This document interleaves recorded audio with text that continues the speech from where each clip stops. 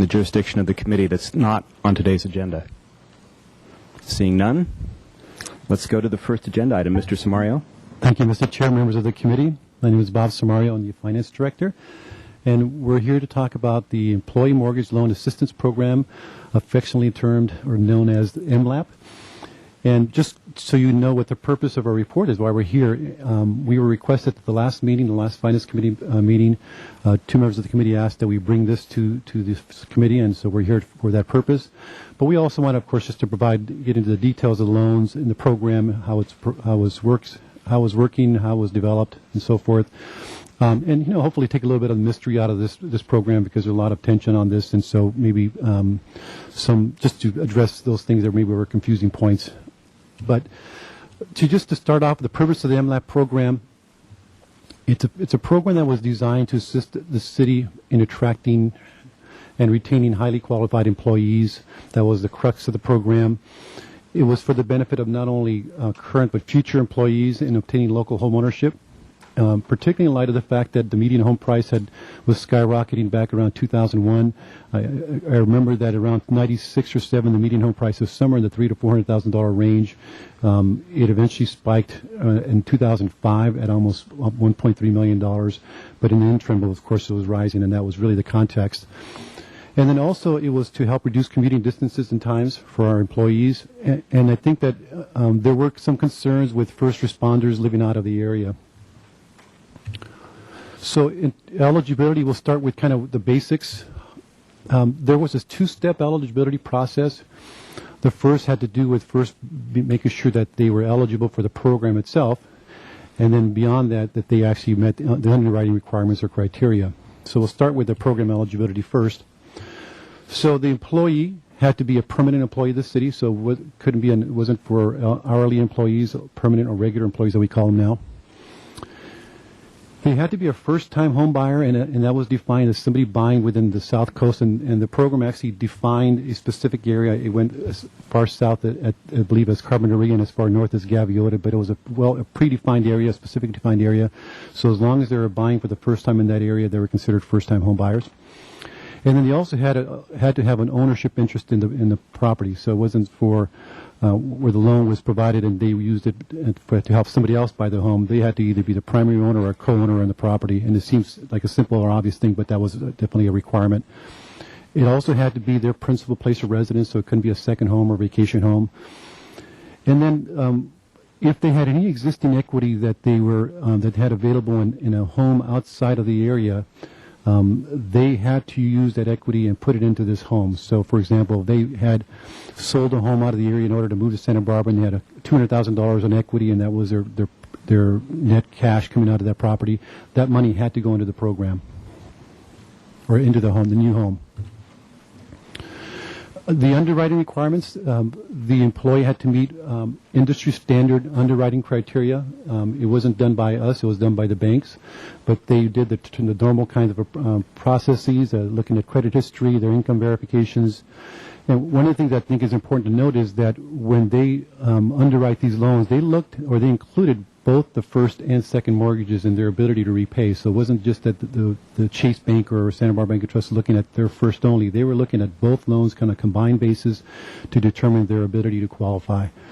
And then also, I think also is important to note is that when they were doing the underwriting, they assumed a market rate of interest on the second, even though we had, as you know, an interest that was tied to LAIF, which we'll be talking about, a lower rate, but they actually based their underwriting process on a market rate interest on the second and a fully amortized loan from the beginning. And as you know, the loan was interest only in the first 5 years, but they assumed that it was a fully amortized loan from day one when they were doing their underwriting criteria. So a little bit higher standard in making sure that they could afford both loans. We did partner with 3 local banks. There were 3 that participated, Chase Mortgage Services, Santa Barbara Bank and Trust, and Montecito Bank and Trust. These are, obviously, we worked with them in advance to make sure they understood the program and to ensure that we had consistent underwriting processes. So it was a good partnership, but those are the 3 that we worked with. And then how the program worked. Basic loan program structure, the employee had to put down at least 5%. And the bank then provided a first trust deed loan of 80%, and then the city funded through a second deed of trust loan 15%, up to a total of 100%. And this was up to a maximum purchase price, and we'll talk about that. But it wasn't; they couldn't just buy any size home. If they were going to buy a larger home, the maximums in terms of the loans still applied. It just meant they had to bring in more of their own money, either through another home or just if they happen to have cash on hand, but typically from another property. So the program loan maximum on the second trust deed of loan, it was again equal to 15% of the median price in the county of Santa Barbara, and that was a moving number. But that median price was based on which is contained in the annual UCSB Economic Forecast Project Report. They produce a report every year, as you know, and they do report on the median price. And so that's what established that median price. And as I said, when the program first started, it was around $750,000, and that was then the program limit. But it eventually reached $1,250,000. And so the maximum loan on the second ranged from $112,500, which is based on the $750 median home price, all the way up to $187,500. And as I sort of alluded to, the purchase price of the home could be higher than the median price, but the loan maximum didn't change. The employee had to bring in extra resources to make that happen. And we did have at least one occasion of that. There was also a points loan, and at the option of the employee, and I think they'll exercise this option, the city would buy down the interest rate on the first trust deed with their own bank, with one of the three that we've mentioned, and it was up to 4 points. And as you may know, 1 point represents 1% of the first trust deed loan. So, for example, if they were borrowing $400,000 from Chase or Santa Barbara Bank and Trust, then the 4 points represented 4% or $16,000. The maximum of the points was $40,000 based on the $1,250,000 median home price. That was the peak, if you will. So times 80% is equal to the first trust deed of $1 million. That was the maximum, and so the 4% of that is the $40,000. So that's the maximum amount of the points loan that could be issued. The maximum that we actually loaned out was $28,000. And as you know, it is an unsecured promissory loan, so it's not like our second, which is tied to a secured by trust deed. This is an unsecured promissory loan. The repayment terms on the second trust deed loan, there's a mandatory automatic payroll deduction. So if they're employed with the city, their payments are taken out of their paychecks every 2 weeks. In the first 5 years, as I mentioned, that it's only interest that is paid. After 5 years, it becomes a fully amortized loan based on a 30-year period. However, after 15 years in total, the loan is fully due. So even though it's amortized on a 30-year term, it's due in 15 from the date of the loan being executed. So essentially what they're going to have is after 15 years, assuming they're with the city, is a balloon payment for whatever balance they have outstanding. The second trust deed loan is tied in terms of the interest rate that was charged or is charged. It's a variable interest rate tied to the local agency investment fund, or what we call LAIF. You're all familiar with that. It's one of the investment options we have with the city. And it was tied to that because their overall goal was to make part of the loan, i.e. the second trust deed loan, more affordable. So if we were just going to be offering a market rate interest loan, if you will, on the second, there was no advantage for us to be helping the employee because they can do that on their own. So the whole goal was to find a way to provide them a lower rate that they would be able to find in the market. And so we tied it to LAIF.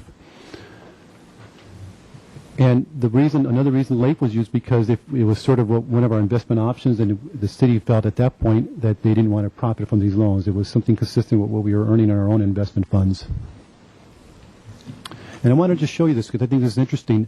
This compares the LAIF rate or our yield versus the 2-year Treasury note. And the 2-year Treasury note is an important benchmark because we sort of looked at that as our own benchmark for our own performance in our investments. We typically will invest somewhere between 1 and 5, but on average it's in the 2-year range. Obviously something at 3 or 4 years we're going to earn more than the LAIF rate, but below, maybe equal to that. But it sort of establishes our benchmark. And you can see those two rates have been running pretty well in tandem. The LAIF rate actually is a little slower to react than the 2-year Treasury note. You can see like in 2000, when the 2-year Treasury was going down, LAIF was going down, but not quite. And so it's always like a step behind in reacting to the market. But for the most part, the same sort of steepnesses and the same movement, if you will, volatility. But it's just to indicate that, sort of support the concept that the LAIF rate was used because it was sort of tied to our own investment performance. So on the points loan, the repayment terms, it's a deferred loan, so which means that there isn't any principal or interest being paid at all until the employee, either the 15 years are reached or the employee leaves the city. But the employer can earn 25% forgiveness after 5 years of service from the date of the loan. So even though they may have been with the city for 20 years, the clock starts when they take out the loan. And after 5 years from that date, they could earn a 25% forgiveness. If they stay with the city 10 years after the date of the loan, they can earn an additional 25% of forgiveness up to a maximum of 50%. The forgiveness of the loan is a taxable event, so it is compensation to the employee, and so we report that compensation through a 1099. That's part of what we do. And then the employee would have to include that in their tax return because it does go to the IRS and the Franchise Tax Board. And then again, as with the second, it is due in 15 years as a balloon payment. So termination of employment, if somebody leaves the city either voluntarily or involuntarily, here are the provisions of the program. If the termination occurs within 5 years of the date of loan, that the date the loan was executed, the balance of the point loan and second are payable in full on the 5th anniversary of the loan. So, for example, if somebody took out a loan and 3 years later they left the city, they would have 2 years to repay that loan. And the reason for that is because when we worked with our partners, the banks, that was one of the conditions that they would participate. They didn't want a loan that was so short term. They wanted at least 5 years of a minimum of 5 years of term. So that was one of the conditions that we included, or features we included, because of the banks wanting that. And then the interest rate would immediately, once they left the city, adjust to 2.5% above the LAIF rate. And the listing that has gone out had the interest rates of all being the LAIF rate, but that's not correct. For those people who have left, I think there are 6 who have left the city, they are paying a 2.5% premium above the LAIF rate. So it's more in line with what they could get as an adjustable rate mortgage in the private sector. If they leave after 5 years or more from the date of the loan, then the balance of the points loan and second are payable within essentially six months. So it's all fully due. So they have to find a way to refinance or find resources in order to pay that off within 6 months. All the other terms and conditions of the loan remain unchanged. And the purpose, of course, it's obvious, but the purpose was to make sure that we recovered those loans so that we can reuse them for those employees who are still with the city.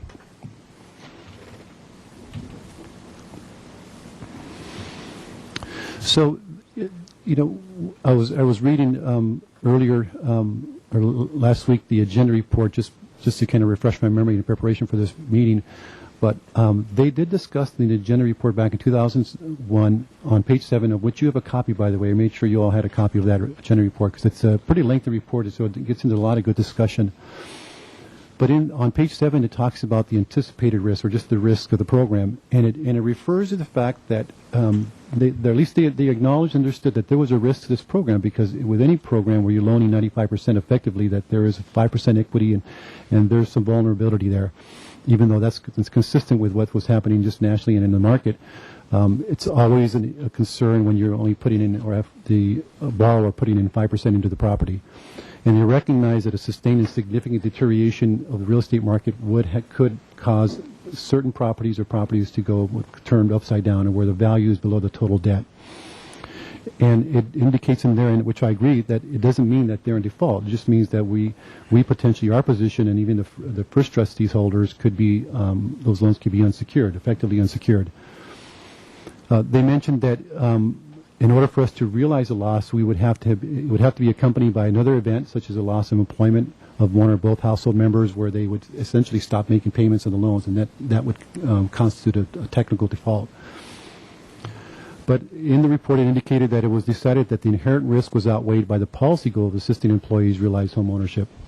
So I just thought it was important for everybody to know that, because it wasn't that people weren't looking at or thinking about this, that we're in the situation we're in now, although it's obviously highly unusual relative to our the last 20, 30, 40 years. It was anticipated that this could happen, and if it did, that we would be having some exposure. In case you're interested, some legal recourses upon default. If so, we haven't had any, which is good news. But if we had one that went into default, for the second trust deed loan, which is secured, we would have to go through a judicial foreclosure procedure. The property, as you know, would be sold at auction, and then the proceeds would be used to pay off, in this order, any tax liens that are on the property, the first trust deed, and then the second trust deed. Clearly, if someone were to be foreclosed upon now, our position would be vulnerable. If the value was less and the sales proceeds were less than the total debt, we would be the most likely to lose in that scenario.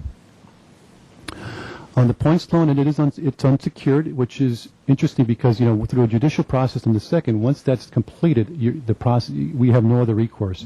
So if that were to occur, we would have no other recourse based on the proceeds of the sale of the home. But under the points loan, which is an unsecured loan, we could obtain a court judgment for payment, and if it's not paid, that could become a lien on their assets, any assets, whether it be their car, their bank account, or even we can garnish their wages. So we have an opportunity and an ability to recover that points loan through other means. So some of the loan details. Recap of the loan balances. This is something you've seen before. I've adjusted the numbers, or we've adjusted the numbers to take out our police chief's loan because that's really not part of the MLAP program. A different scenario, different situation.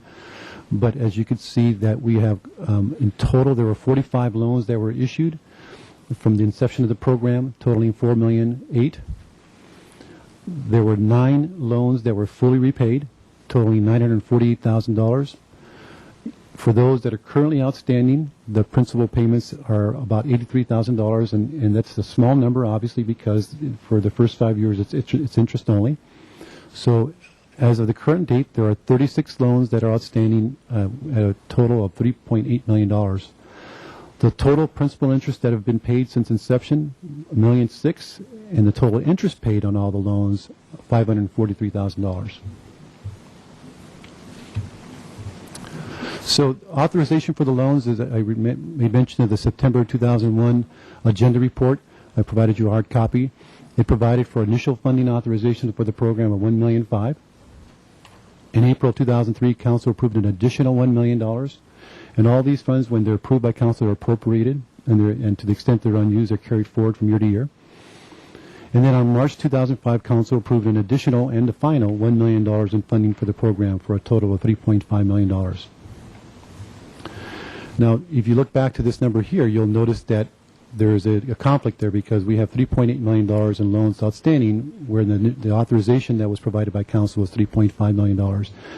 That came to my attention within the last couple of weeks, and I spoke to the finance director, previous finance director who ran the program before I did, and he said that there were a number of loans that came through at the end and just didn't say no and allowed it to go beyond what was authorized by Council. So an unfortunate situation, but that's what happened.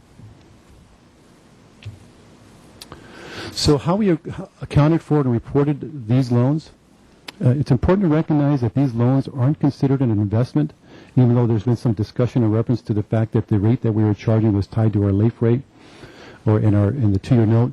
But it's not considered an investment. State law doesn't allow us to do those kinds of. We couldn't consider it an investment under state law. It is truly just a loan of funds, and it's accounted for as a long-term loan receivable on our financial statements. And the loans are reported each year in our annual financial report, or CAPR. It's on the balance sheet of the general fund. You'll see loans receivable. And then we also have a pretty good discussion in the footnotes of the financial statements describing the program and the balances outstanding. And I think in the fiscal year 2010 CAPR, it did mention that all the loan funds had been fully spent. And so the program effectively has been suspended.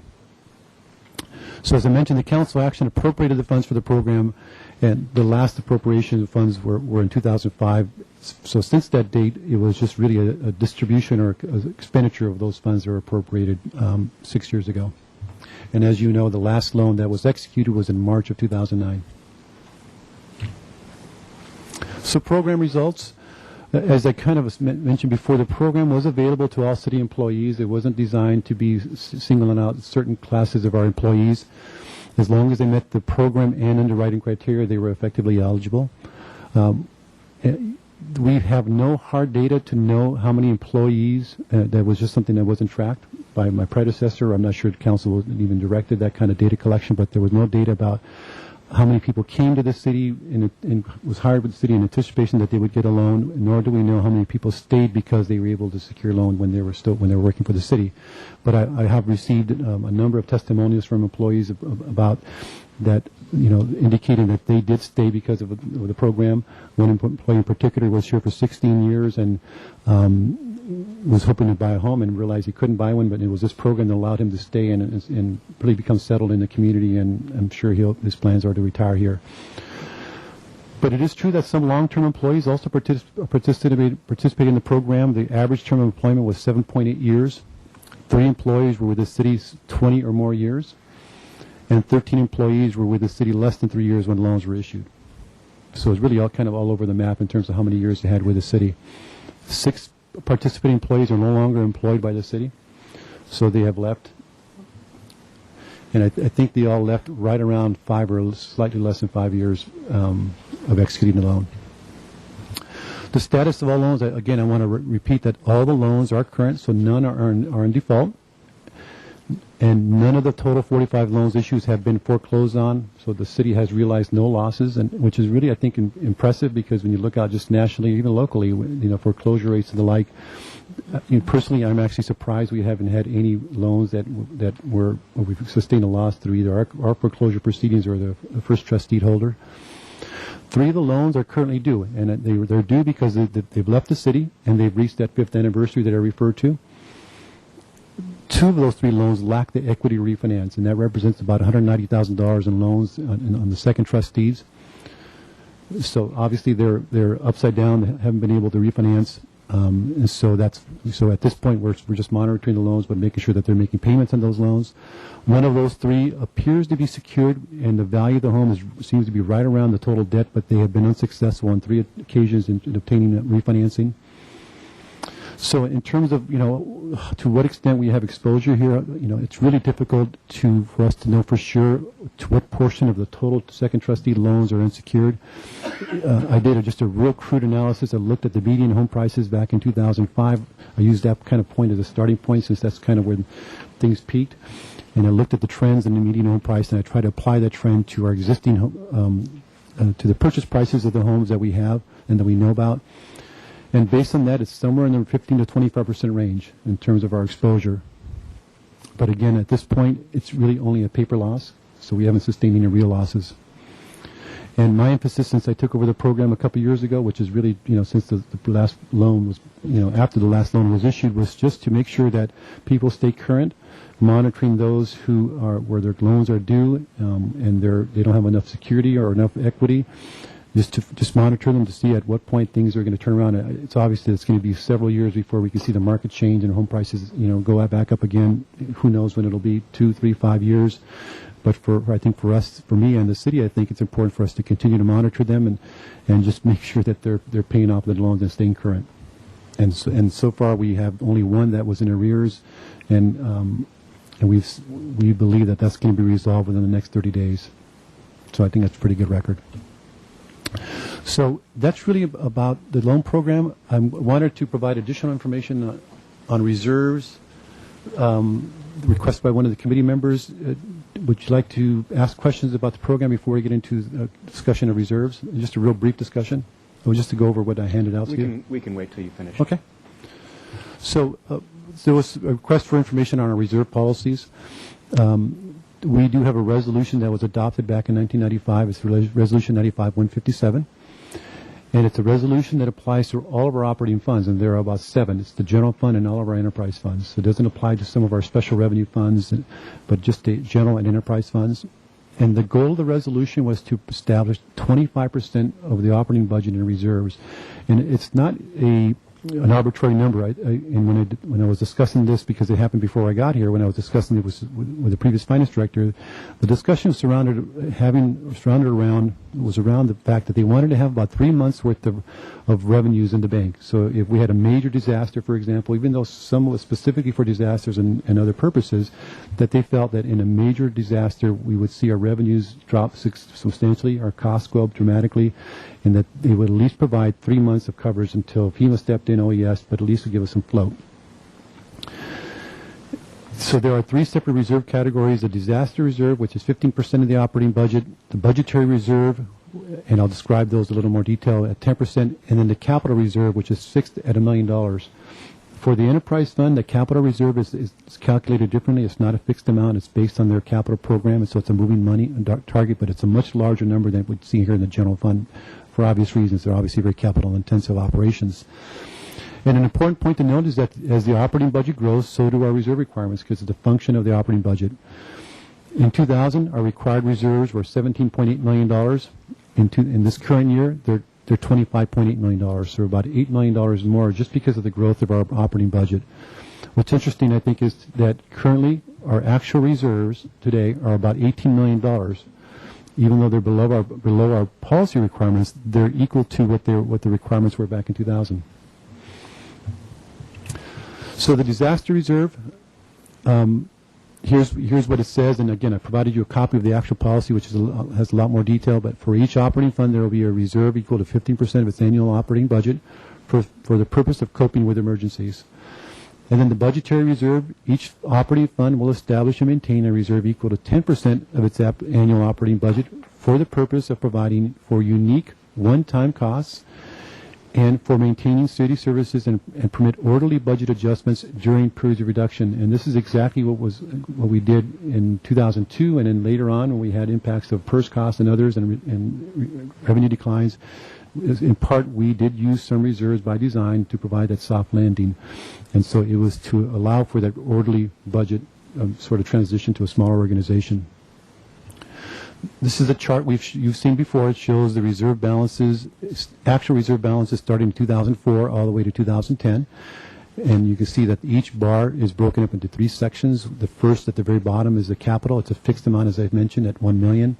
The budgetary reserve, and then the disaster reserve, and then the budgetary reserve. So the consumption of our reserves, of course, has been in the budgetary reserve category.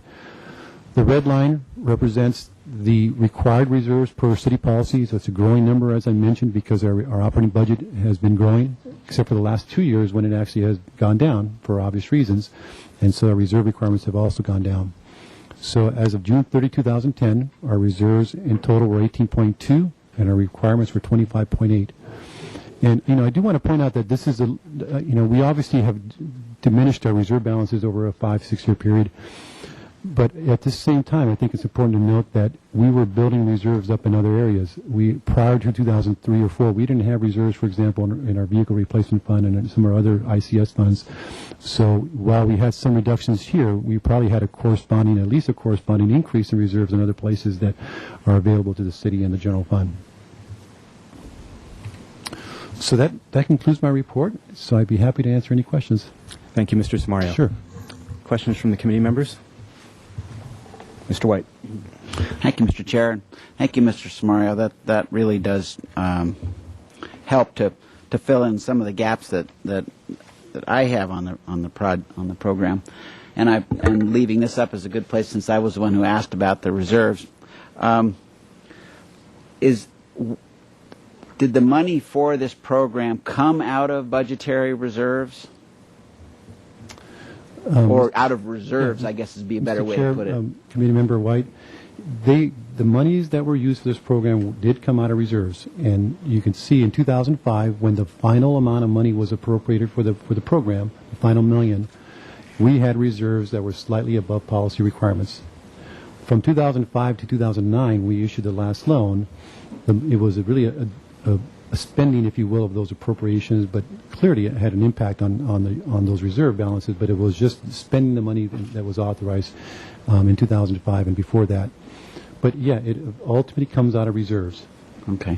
And as I've looked at this program, I've tried to analyze how this affected, or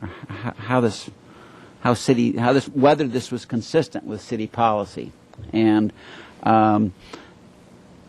that you've identified that in 2005 we're seeing that the final $1 million was appropriated, and that's the first time.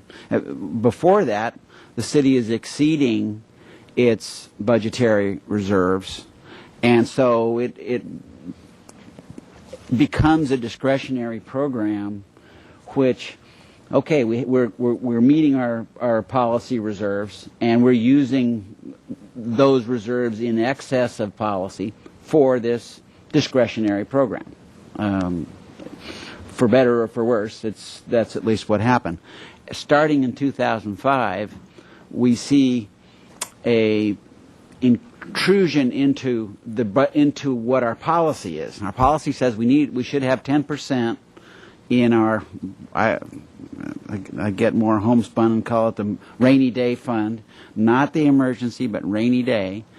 We start chewing into that, and of course, and in 2005, the $1 million is allocated to that, but is it spent down in 2005 as well, or is it going into? It's spent over it was spent over a 3 or 4 year period. Okay. That final $1 million. Okay, so then, and of course, as we see, we start from 2005, 2006, 2007, we're starting to take some pretty good chunks out of the rainy day fund, and of course, secondly, we go $1.5 million over the, let's see, 135 to 48, so 1.3. About $300,000 or $400,000. Well, our total is 4.8. Well, and the right. total authorization is 3.5. Yeah, and keep in mind though that You're getting some paid back, and then you're lending the money back We never out. reached that balance, if you will. We in total 4.8, but because we got some repaid, we reissued that. So we never exceeded more than, I don't believe, more than $4 million in total. Okay. Or had a balance of more than $4 million. So we went a little bit. The currently overage was 15% or some number like that. So that's, again, at least it frames the quantities that were involved. And one of the areas that I want to keep on talking about as we work on our budgets is the city's resolution for this 10% reserve. What are the findings? What are the guidelines that we have for eating into those rainy day reserves?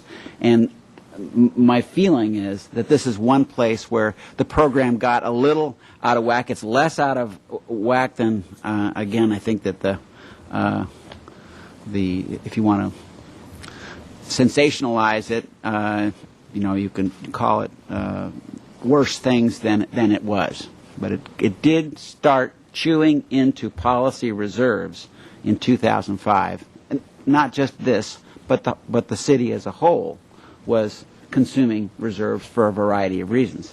And of course, we don't know whether the reserves would have been used for something else rather than this if it weren't spent here. But that at least was it's a real concern of mine, and it's something that I hope the council will be looking at here in preparation for the next time when we start being able to augment our reserves. I do think we need to have a stronger set of policies in place, findings to be made that are saying when you can raid the reserves and when you can't. Because this was problematic for me and of course there's nothing like 20/20 hindsight, but it's something that I think most of us that are either run businesses or households just are less prone to do. Another question is, how much do you have a sense of expected revenue for 2011? And if not, and some of these questions, I know this is coming to council in a couple of weeks, and if it's not at your forefront now, then perhaps you could just bring that information back at that time. Yeah, I don't have that handy, okay. Mr. White. Well, again, just I'll bring that to the meeting for sure. A guesstimate would be good. Another one is, do you have a sense of what it takes to manage this program? Is it taking how much staff time and so forth and so on?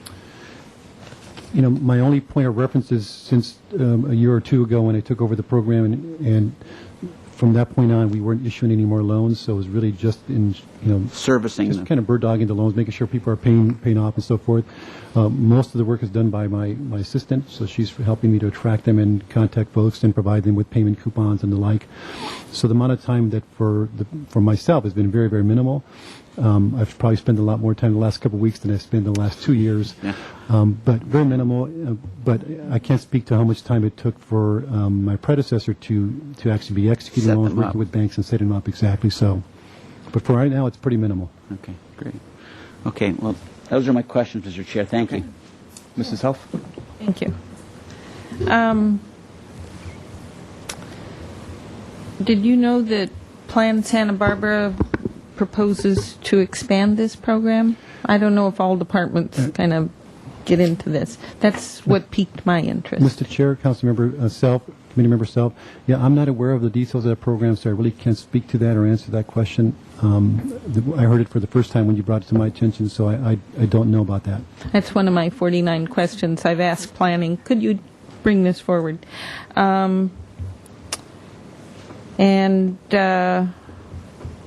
Off the top of your head, and I realize that this is not an investment, but if we were to have a 15-year T-bill or such, do you have any idea what the interest rate might be comparable to LAIF? 2 points more, 6 points Yeah, I mean, more? I guess the only point of reference is what would be an adjustable rate mortgage rate in the private sector if somebody were to take out a 15-year loan, but it's still variable rate. My guess is that today would be somewhere in the 3 to 3.5% range. So clearly today the LAIF rate is below what somebody could get in the private sector, but I think that was the whole point of the program. Right, I understand that. You explained that well. Thank you. 10-year T-bill is 4.57 and 5-year T-bill is 3.21. Thank you. Ah, the Thank little... Okay, and now you said it was the final million. Was that like said in the resolution or something that no more money will go into this without, if you're saying without council yeah. resolution, then No, good it's not question. the final. When I say final, that effectively was the final allocation of money. At the time it was allocated, was that intended to be the final? I don't know. Okay, thank you for clearing that up. And then I guess we have public comments. And Michelle? then we get to jabber about it. Thank you. Your questions. Thank you, Mrs. Self. I don't have any questions. Any members of the public wishing to speak on this, please come to the lectern and state your name. You have 2 minutes.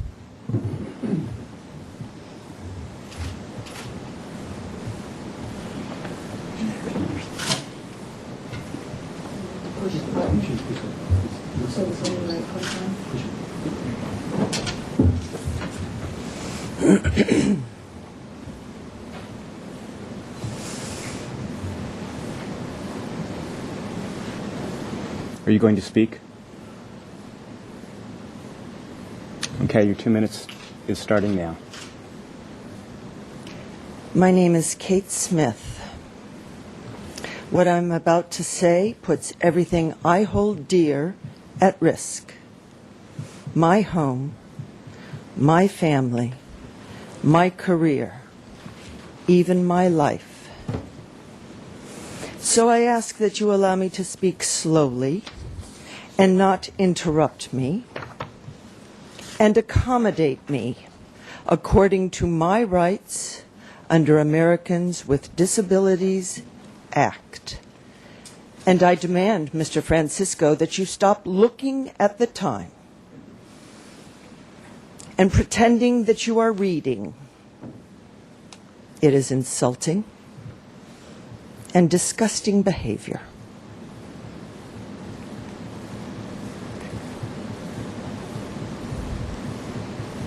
You have 1 minute. I am demanding a federal grand jury to investigate deep-seated and widespread school and government corruption. The grip of the education politico-industrial complex is absolute, and absolute power corrupts absolutely. The retaliation against whistleblowers is rampant and severe, and I am suffering from legal abuse syndrome. Mr. Francisco, stop looking at the time and listen to me.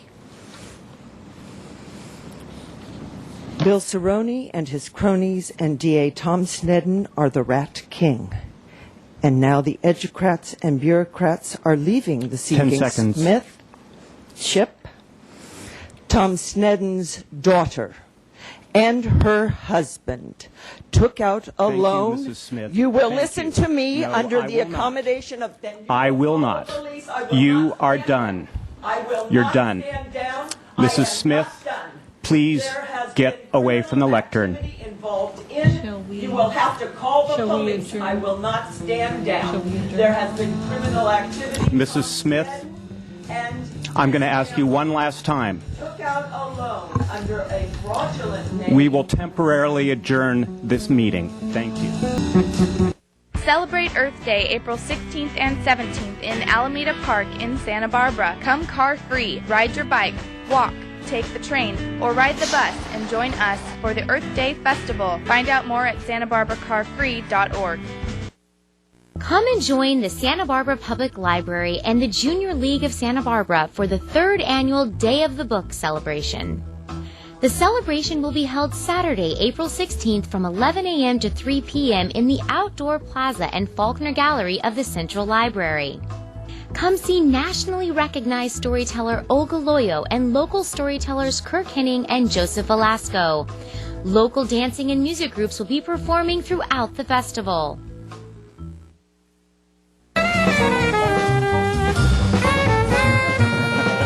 So they can get some canned laughter in? Is that what they think? Sorry about that, ladies and gentlemen. Finance Committee meeting will now come back to order. Any other comments by members of the public?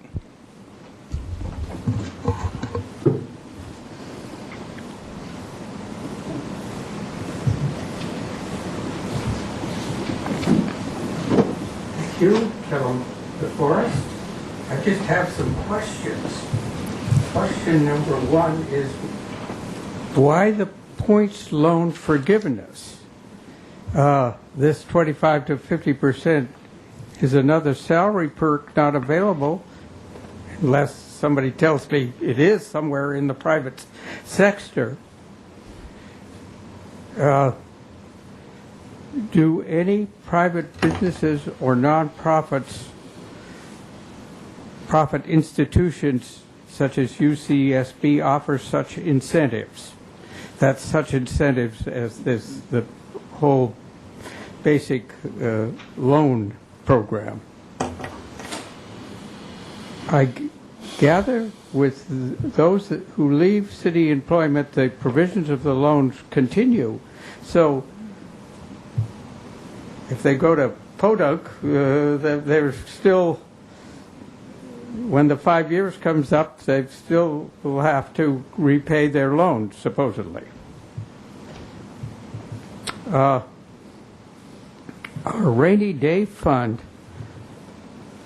would be much closer to the 10% required if all this money were instantly returned. Thank you. Thank you, Mr. DeForest. Okay, to the committee. All right, Mrs. Self. Thank you, Chair Francisco. I just wanted to make it clear that I'm not critical of the program per se.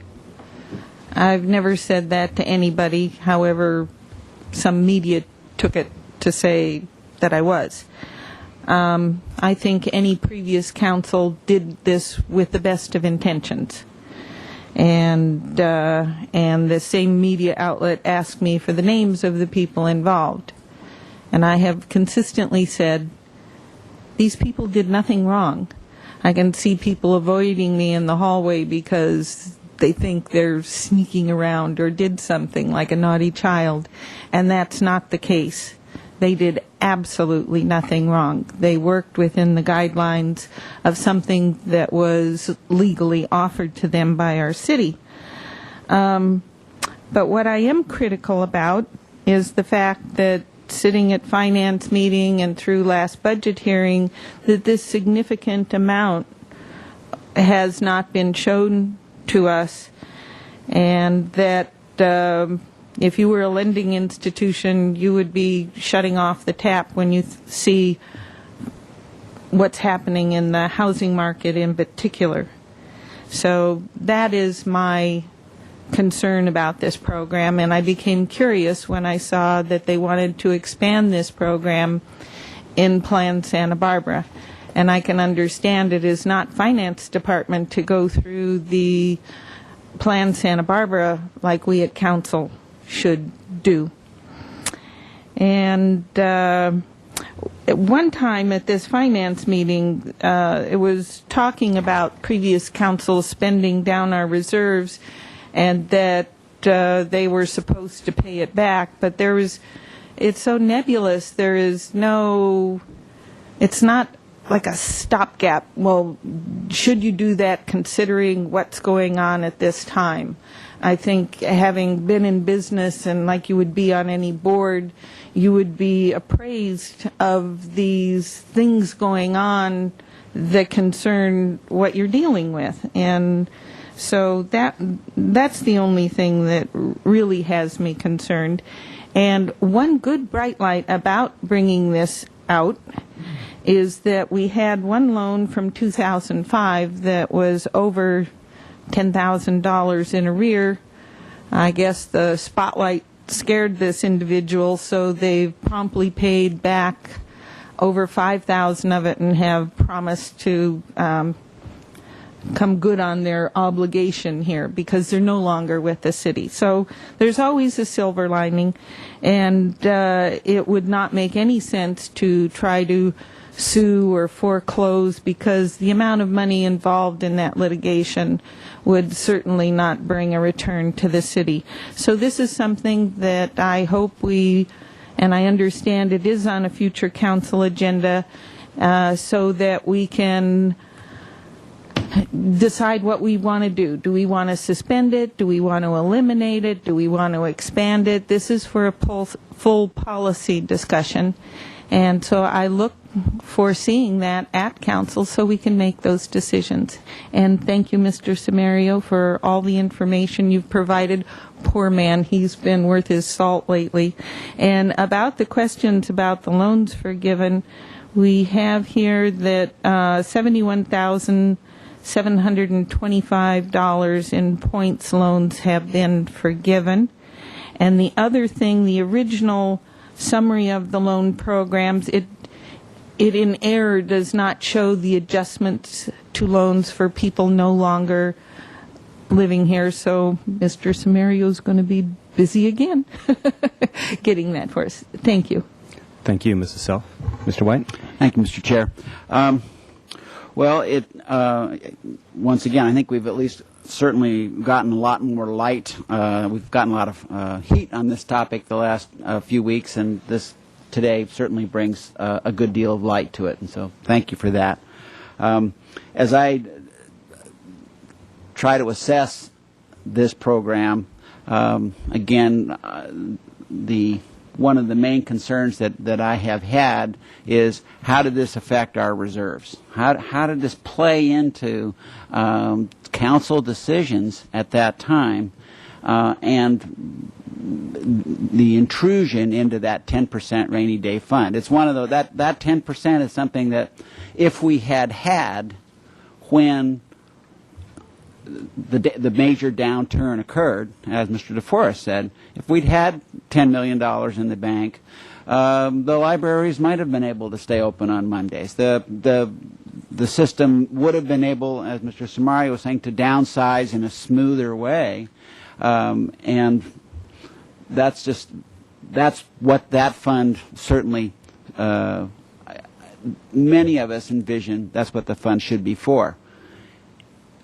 What we're seeing on this program is that most of the money put into this program was done consistent with the reserve policy. It was money that was revenues that were brought in that were invested, as it were, in employees. And certainly when we look back on that era, it was a real scramble to get highly qualified, top-notch staff. Obviously, the police hiring the police chief was the introduction of that, looking for ways to bring top-notch folks here. And as I understand it, we did hire a couple of department heads that this program benefited as well along the way. So and who are still with us.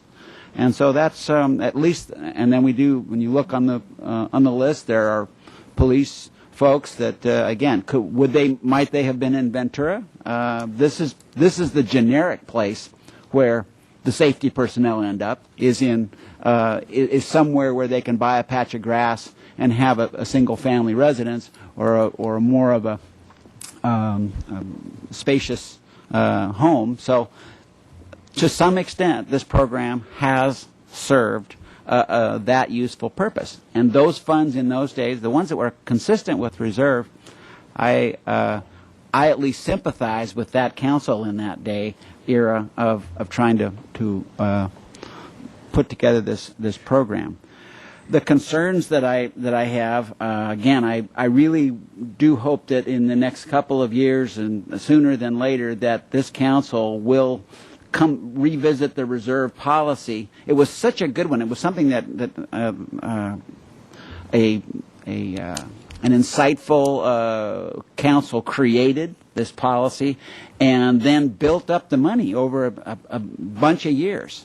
Started just setting money aside and getting to that 25% reserve. I think we need some more solid policies and findings to be made for when those reserves, the rainy day reserves, are started to be consumed. So I just hope that in the future we can help future councils when the era comes when we're actually going to be able to start rebuilding that fund, of how to use them wisely in the future. This isn't the last down cycle that this city will see. What are the wrong pieces here? Again, hindsight is such lovely stuff. The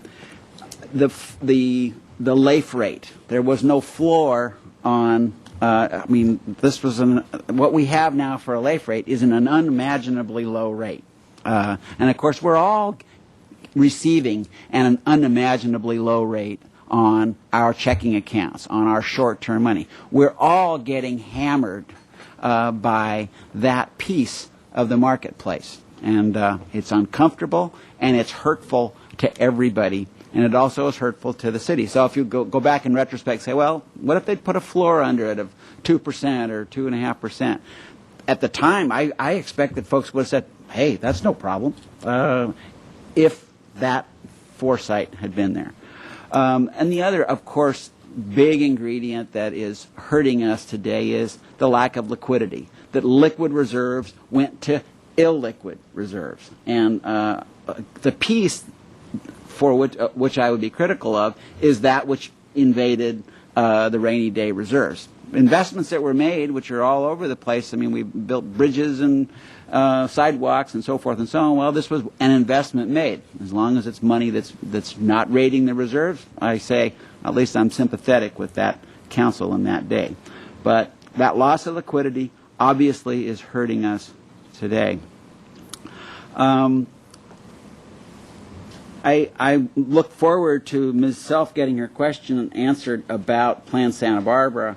I don't interpret Plan Santa Barbara as making any realistic run at expanding a loan program. And as I say, I know that we're teed up to have those questions brought right up to council and for everybody to have a good look at, and once and for all decide or reaffirm that the direction that the city would go on that. Okay, well, I look forward to even further publicizing of this project, of this practice, this program at council, and I think that this was a very good opening round for that. So thank you, Mr. Samario, and thank you, Mr. Chair, for the time. Thank you, Mr. White. Mr. Samario, remind me, when was the last loan made? Mr. Chair, the last loan was issued in March of 2009. Okay. And was there a policy decision from the city administrator about this program at that point? Or was it that there was no money left in the fund?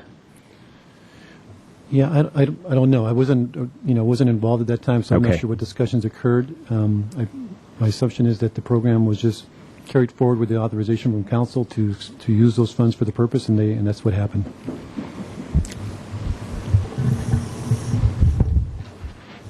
Mr. Armstrong? My recollection, and it's fairly faint, is that I was informed by the finance director that all of the money had been loaned out, and my reaction was, well, we're not going back to council and ask for any more based upon the current economic times. Okay, thank you very much. I looked back at the original council agenda report when this first came before council for discussion, and obviously 10 years ago, the fiscal environment that we were operating in was very different, and according to the staff report, what staff did was they analyzed similar programs in other cities. The examples they used were Union City, San Carlos, Sunnyvale, Cupertino, and Ventura, all of which had programs with minor variations similar to the one that was ultimately adopted by City Council back in 2001. So clearly Santa Barbara was not alone in this concept. The University of California also had a similar program. And obviously, as Mr. White said, in hindsight, this looks imperfect. And I cannot imagine in the current environment City Council ever authorizing such a loan program in the future. So I would say that it would make sense as a finance committee, we know that this is coming before council, it would make sense for us to make a recommendation on what we believe should happen. And I would entertain a motion to that effect if anyone wants to make one. I'll take a stab at it. I would recommend that council review the current loan program and, eliminate it and just look for liquidating this program back into our reserves. Is that adequate? I think I got that. Is there a second? I'll second. Okay. Mr. Samario, do you have a Maybe question? some clarification on liquidating these loans. No, Letting just them- continue to monitor them. Yeah, and, monitor Good. and let them, Right. Okay. time will take care of it. Okay. Any further discussion? All those in favor? Aye. Meeting adjourned.